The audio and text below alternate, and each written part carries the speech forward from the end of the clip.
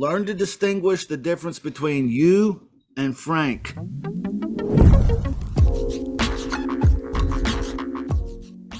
What is up, Success in Life family? Today, I'm trying something a little bit different. I made a post a few weeks ago that said I was going to be switching things up and kind of trying some new stuff to see what gets some people talking and actually get some interest in the group.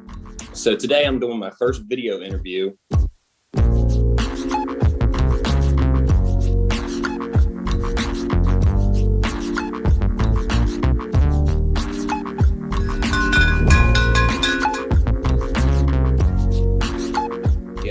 He is a real estate investor out of Kansas City, Missouri. He has a team of 4 VAs that he works with. He is a coach. He has a group called the Real Estate Wholesalers VIP Club with over 100 members in it so far. He's a YouTuber.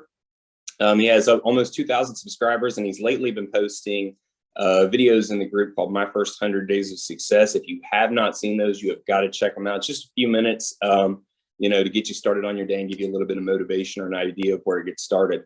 Our guest, Justin Chamness. Justin, thanks for joining us, man. Woo! I'm excited to be here, man. Thanks for having me, John. Heck yeah. Hey, so let's get started, man. First of all, tell us a little bit about yourself. Yeah, I'm just a regular old guy. I'm 44 years old right now. I've got I'm married, and I've got 3 kids in my life, and from some are mine, some are hers. And we make the mini Brady Bunch over here. So that's me. I'm just a guy. I've had 1,000 jobs. I've done a little bit of everything. So it's hard for me to say, well, I'm background is in engineering or no. I've screwed around most of my life. It's only been about the last 4 years or so that I've started really investing myself in real estate, and have become a real estate investor that actually did stuff, and a coach too. So.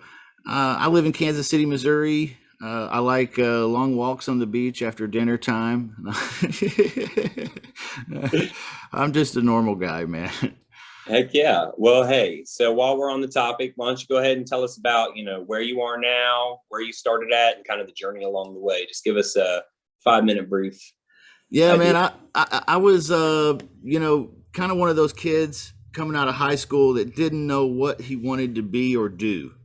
And I don't know if that rings a bell with anybody out there that's listening, but, coming up 18 years old, getting out of high school, I remember distinctly the guidance counselor looking at me and saying, hey, what colleges have you applied to? And I'm like, none. And she's like, well, why not? We need to do that right now. We need to get on that. And I was like, okay, but what colleges? I don't know where to go or anything. I don't even know if one would have me. I'm barely getting through high school. And she was like, well, what do you like to do? And I'm like, well, I like to play with my friends. And I just had no real interest in locking in on anything, man. I felt like people around me were saying, I've got these big goals and I've got these big dreams and I'm going to accomplish all these things in my life. And I was just the kid that didn't know where to go or what to do. I had no idea. I mean, yes, I had ambitions. I wanted my life to be, something important and special, but I didn't know where to go or what to do. So I was just kind of like in search. I was a man in search of a vision, I guess you could say, kind of looking for a dream. My dream was to have a dream. And so that's why I say I had 1,000 jobs. I did go to college. I went to college for 2 years. I got a worthless degree. Then I went back to college for another 2 years and I got another worthless 2-year degree. So now I have 2 2-year degrees. Now, you would think that 2 + 2 is a 4-year degree, but it's not. So I've had 1,000 jobs. I've tried 1,000 careers. And in my mid-30s, I discovered that really my true talents are being a salesperson. That's really what it is. So then it was like, okay, but what do I sell? I don't know what to sell. I've tried selling all kinds of different things, failed at it a lot, succeeded minimal success at some of them. Some of them I was really, really pretty good at. Right. But here I am now in my mid-30s, starting over again, had lots of, I don't know if anybody in here ever had the early 30 meltdown, but I certainly did. You know, that's what I'm talking about is when you lose your wife and your kids and your business and your because you're just now trying to figure out who you are at age 30 or so. I went through all of that. And so in my mid 30s, I determined, hey, I'm a sales guy at heart. That's my true talent. So what can I sell? And I remember a guy saying something to me one time, a long time ago. And I don't even remember who it was, but he said this. He said, you know, if you're going to sell something, sell the most expensive thing you can find.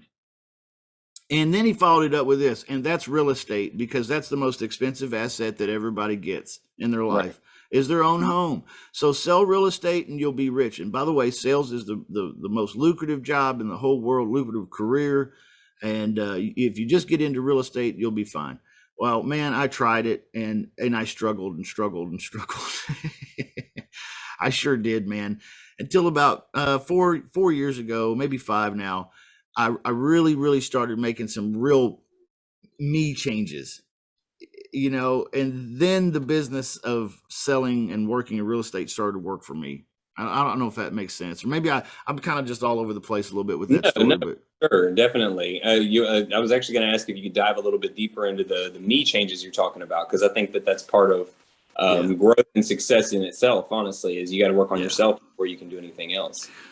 Well, you know, we all have this inner voice that talks all the time, Right. right? And we think it's us, but it's not. I'll explain. So this inner dialogue that goes on all the time. See, for me, by the time I was in my mid 30s, it had really taken over my headspace. So my thought life and everything was being controlled by this horrible negative inner dialogue. And I was like, man, my life just keeps deteriorating listening to this negative inner dialogue all the time. How do I change it? I went to the doctor. I got prescriptions for antidepressants and all this kind of shit here.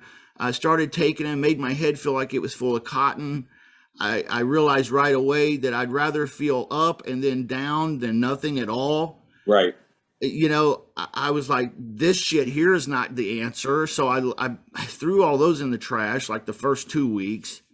And then I was like, okay, I'm just going to have to do something to change my life on my own, because it's deteriorated to the point now where I'm living in my mom and dad's basement and crying and screaming to myself, literally, Justin, who do you have to become to have and do the things you want? That was the big question, because whoever the fuck I am right now, it ain't what I want. This ain't it. Who do I have to become? And so I started soaking myself into some, you know, I hate to say it, inspirational, motivational teaching, Jim Rohn, some old school stuff, Zig Ziglar, things like that. And so I started talking about the dialogue in my mind as I was learning from these courses, not courses, but books and tapes and videos on Right. YouTube and all kinds of shit. Anything I could find, just trying to get what I don't know. What is it I don't know about how to get my mind right? Because man, it's like a fucking hurricane, you know? And I don't Right. know if anybody out there can relate, but and I'm not here to be a psychologist or anything, but I'm just telling my story. So let me show you something. Let me show you Frank. This is Frank. Okay. Okay. Frank is a dead guy, but Frank is how I relate that inner dialogue. Okay. I call it Frank, and this is my visual for Frank. Okay. Okay. So it's no longer just me having negative thoughts. Now that's Frank up there being an asshole. So here Right. we have Frank, and Frank's got all the stalls and objections that keep me from my dreams and excuses, and he complains a lot, and he's got lots of fears and questions, and this son of a bitch lies. Okay. I had to take control of Frank, Right. right? Frank is out of fucking line here, man. You know, I Yeah. got to take care of Frank so that Justin can be well, you know. Absolutely. Dude, it took me 2 or 3 years to start really getting a handle on that. And I'll tell you, it's the hardest work of my life. The hardest work of my life is to keep Frank in his fucking place. I don't know. I went overboard, guys. No, it's a daily struggle. It's something you gotta fight with every single day. I think maybe everybody has to deal with this. I'm Right. not sure, but there is a way to win. Frank will listen to you if you are more persistent than Frank. Right. So I had to become more persistent in my thought creation. There was a guy that told me one time, a bird can land on your head. Sure. But you don't have to let it build its nest there. And see, by age 35, I had so many birds' nests in my head. Right. It was just crazy. So making small changes along the way to control my mind, to be my own coach, to be my own mom and dad. I know that sounds weird too, but to parent myself. Some people would call that growing up.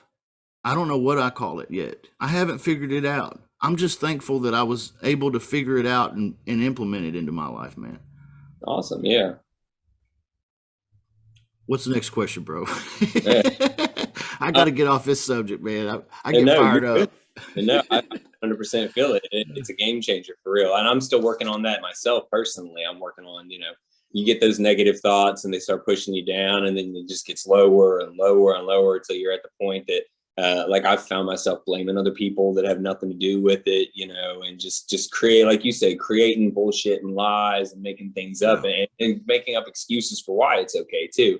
And that's something I'm working on myself personally, is getting out of my own way and trying to move forward. So definitely I can relate. And I like how you got a visual too, because it's almost like a dream board to some degree. When you have your dream board, you've got, everything listed right there that you hope to accomplish and have it one day. And that's the same exact thing, but from a negative standpoint.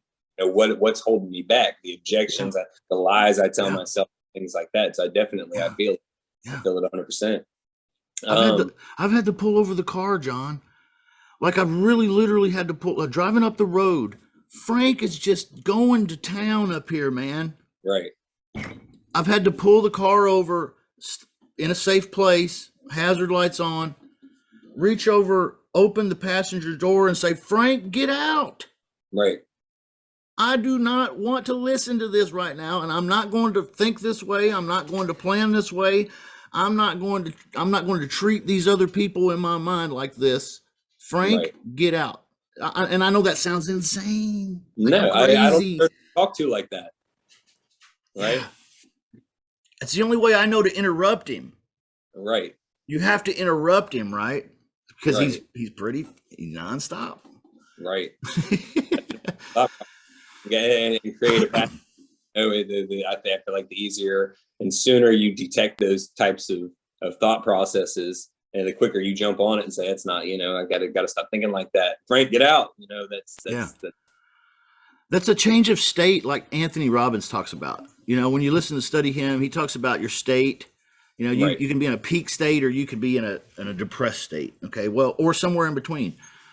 Well, I think this is, for me at least, this is how I do that.